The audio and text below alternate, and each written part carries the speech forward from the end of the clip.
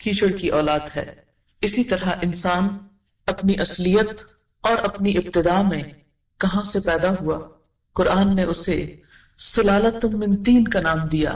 ذرا سوچیں، ہم اگر اللہ تعالی چاہتا تو ہمیں کیچڑ کا کیڑا بنا کے چھوڑ دیتا اور ہم اس سے آگے ترقی کر کے انسان نہ بن پاتے، پھر ہم اللہ کا کیا بگاڑ سکتے تھے؟ کچھ بھی نہیں۔ دنیا کی ان نعمتوں سے جو آج ہم لطف اندوز ہو رہے ہیں، بھلا کہاں فائدہ اٹھا سکتے تھے؟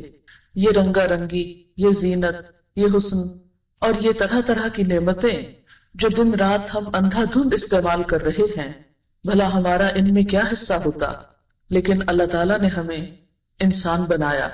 اس اگلے مرحلے پر انسان کے بارے میں فرمایا کہ خلقنا النطفۃ علقۃ، ہم نے نطفہ کو علقہ میں تبدیل کیا۔ علقہ عربی زبان میں جمے ہوئے خون کو کہتے ہیں۔ اسی طرح علقہ کا معنی ہوتا ہے لٹکی ہوئی چیز، سسپینڈڈ۔ اسی طرح جونک کو بھی عربی زبان میں علقہ کہا جاتا ہے۔ انسان اگر اسی مرحلے میں چھوڑ دیا جاتا، رحم مادر میں لٹکی ہوئی شکل میں ہمیشہ کے لیے، یا جمے ہوئے خون کی شکل میں، یا ایک جونک کی شکل میں، اور جونک آپ کو معلوم ہے کہاں پیدا ہوتی ہے؟ جوہر میں، چھپڑ میں۔ گائے بھینسیں جب اس میں نہانے کے لیے جاتی ہیں تو عموماً ان کو چمٹ جاتی ہے۔ اگر اللہ تعالیٰ ہمیں بھی ایک جونک بنا کر کسی چھپڑ میں پیدا کر دیتا تو ہم کیا کر سکتے تھے؟ لیکن اس احسن الخالقین نے ہمیں بہترین شکل پر پیدا کیا۔ پھر فرمایا کہ ہم نے اس علقہ کو مضغہ میں تبدیل کیا۔ مضغہ گوشت کی بوٹی کو کہتے ہیں جو چبائے جانے کے لائق ہوتی ہے۔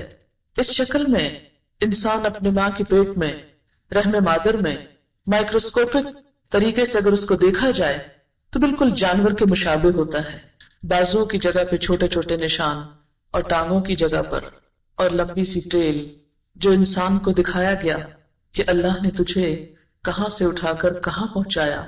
وہ چاہتا تو ہمیں ایک جانور بنا دیتا، کوئی کتے یا بلی کی شکل میں، ہم در بدر کی ٹھوکریں کھاتے پھرتے تو ہم اس کا کیا بگاڑ لیتے؟ لیکن اللہ تعالیٰ نے ہمیں جانور نہیں پیدا کیا، انسان پیدا کیا۔